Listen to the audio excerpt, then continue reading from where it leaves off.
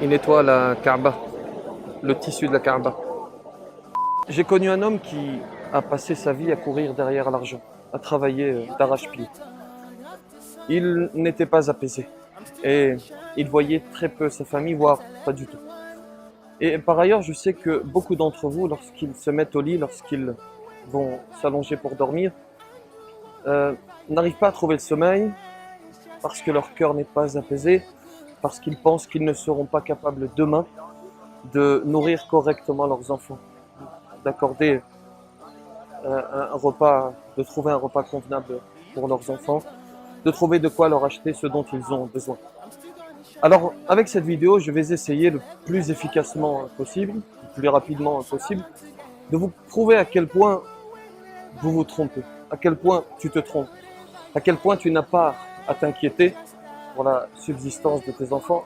À tout de suite. Assalamu alaikum, alaikum, yeah. Assalamu alaikum, alaikum, yeah. C'est un exemple qui a été donné par Cheikh Saïd El-Kamali, ce savant marocain que vous connaissez peut-être.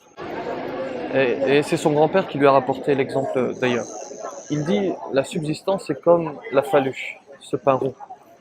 Si l'être humain accepte ce qu'Allah lui a destiné, alors il consommera ce pain, cette faluche, confortablement installée. Par contre, s'il refuse ce que le Créateur a décidé pour lui, alors ce pain se mettra à rouler, ce pain rond se mettra à rouler. Et il courra derrière pour le rattraper. Il se mobilisera à corps et âme, se fatiguera pour le rattraper jusqu'à y arriver, jusqu'à l'attraper. Et il constatera que la faluche est telle qu'elle, elle n'a pas du tout changé.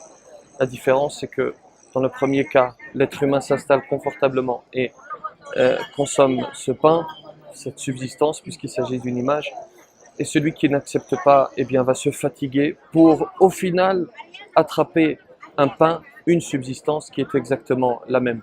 Par ailleurs, le Créateur dit dans une narration sacrée ceci.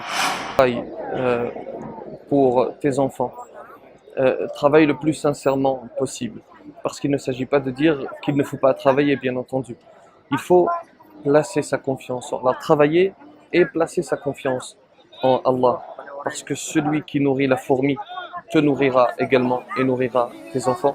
Que la paix soit sur vous. Assalamu alaikum, alaikum, yeah. Assalamu